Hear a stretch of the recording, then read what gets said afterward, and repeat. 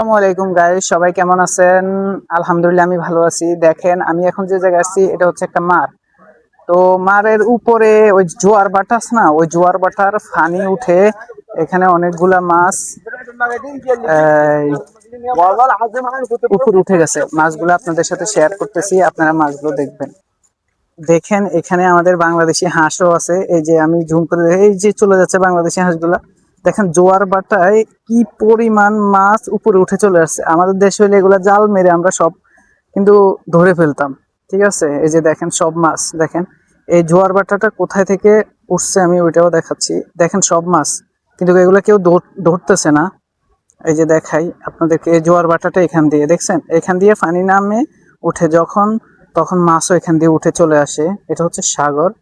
দেখেন কত বিশাল এক সাগর। তো এখান থেকে এই মাছগুলো এখান দিয়ে উঠে আসছে, এগুলো উপরে চলে আসছে। কেউ ধরতেছে না এগুলা। দেখেন আমাদের দেশে হইলে আমরা কি করতাম, এগুলারে ধরে খেয়ে ফেলতাম। তো যাই হোক, এই যে আরো আছে, দেখেন আরো দেখাই আপনাদেরকে।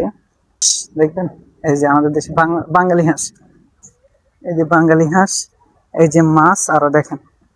দেখেন মানে এখানে এই যে বাঙালি হাঁস, দেখেন দেখেন দেখেন হাঁসটা, এই যে বাংলাদেশি হাঁস। ইউরোপের মাটিতে আসলে এটা অনেক সুন্দর লাগতেছে।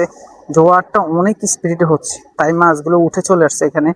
এই যে হাঁস দেখেন, এই মাছ এখানে অনেকগুলা মাছ আছে। সাথে আমার দুইটা ভাই দেখেন, তারা দাঁড়ায় রয়েছে, সামার মধ্যে দাঁড়ায় রয়েছে। দেখেন মানে গাছের ছায়া যেখানে পাইবো ওইখানে। আমরা বাঙালি তো অলস নাকি ভাই? হ্যাঁ আমরা অলস, তাই আমরা এখানে দাঁড়ায় রয়েছি।